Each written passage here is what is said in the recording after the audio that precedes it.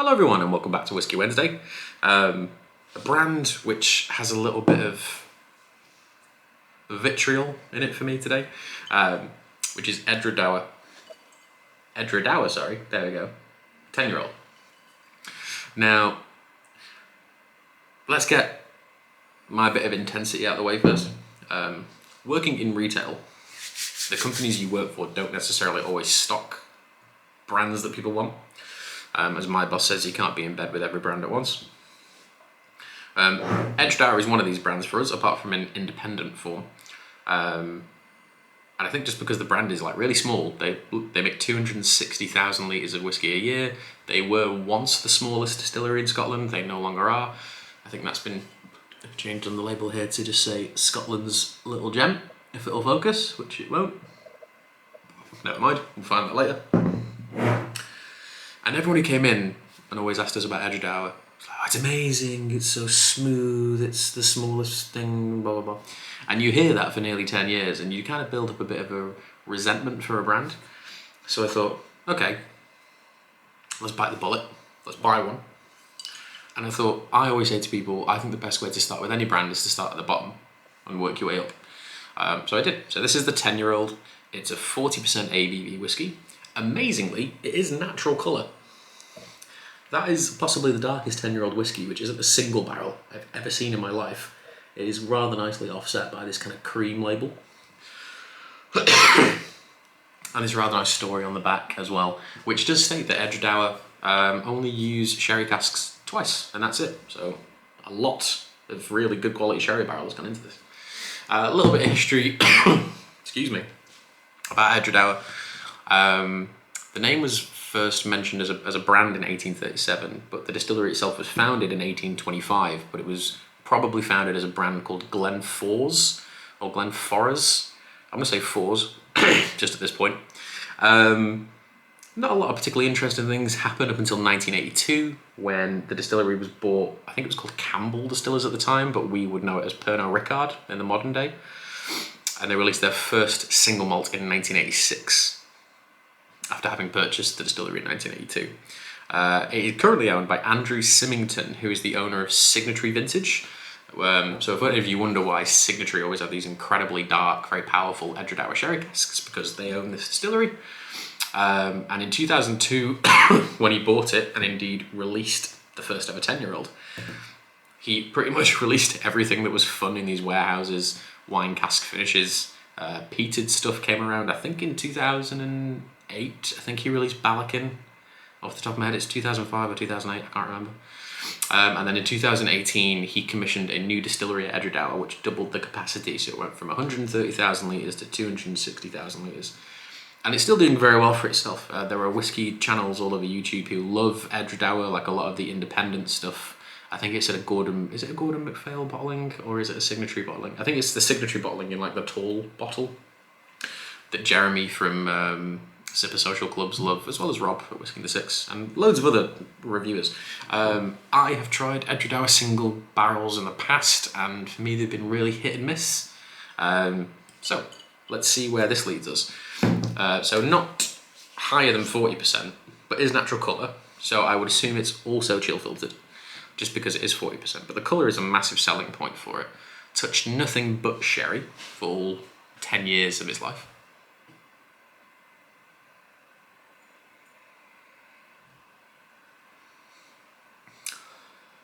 I will say, having tried this last night, that this is a whiskey which has quite a lot of prowess on the nose for a 10-year-old.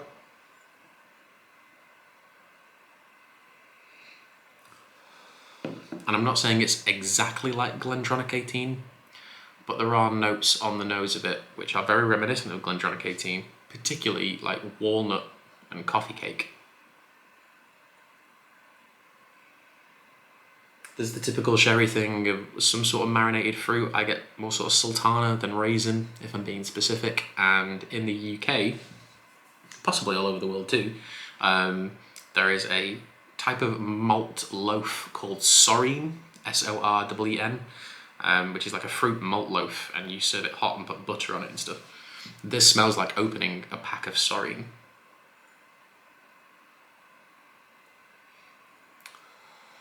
There's also some nice marmalade notes to it. I can't quite tell if it's like lemon or orange, but it's certainly citrusy.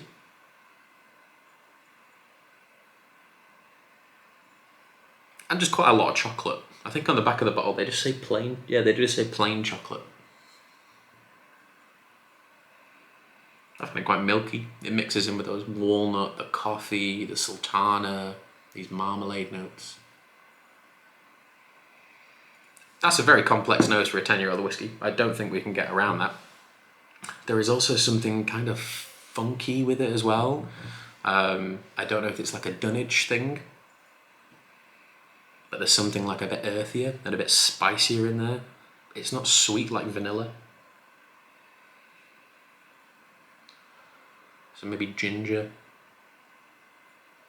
Yeah, I'm going to stick with ginger actually. It's like a pickled ginger.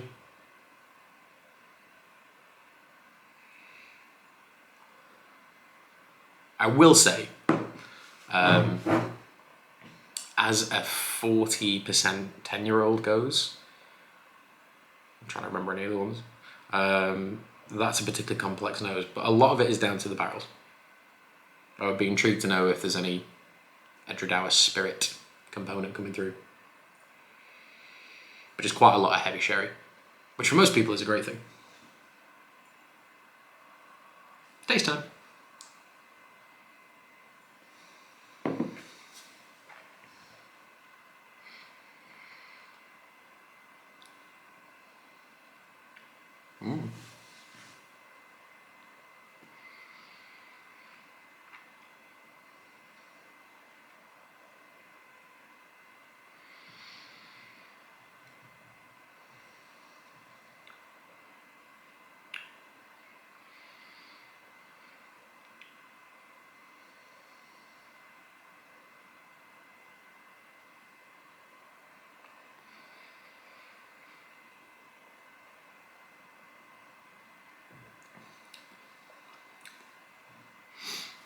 First things first, if you like sherry and you've never tried this whiskey, you should probably just buy a bottle of this. It's 44 quid, I think. And I'm at a little bit of a junction here, because the taste really reminds me of old bottles of Glendronach 12. It has those really heavy orange oil notes to it. The walnut and the coffee thing is still coming through in quite large ways. The finish, which I swallowed, nearly a minute ago, can still taste it. 40% at 10 years old. It isn't particularly offering anything new, and I think that's the junction I'm at, because I want it to do a bit more, but I don't want to put a lot of pressure on it as a 10-year-old bottle of whiskey. But it is.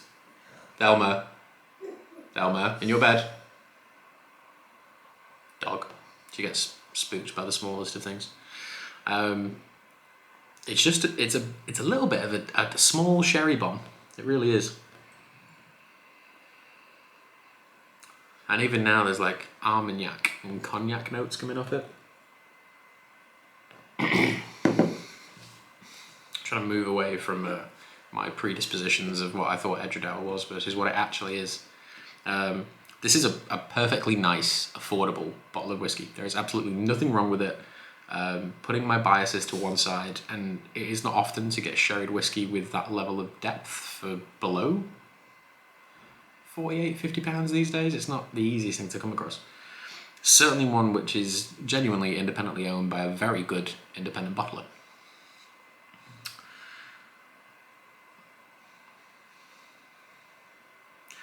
I go through stages of sherry cask whiskey enjoyment. Either it's all I want to drink, or I can't be bothered with it at all. And at the minute I'm in that phase of I can't be bothered with sherry cask whiskey at all. I kind of bought this to challenge myself versus what I thought a brand was, and because it's always nice to try things that you've never really tried before. In the current state of where I'm sat mentally, I wouldn't buy it again, but I think that's more of a sherry thing than an Edradour 10 thing. Score-wise, I'm going to give it an 8.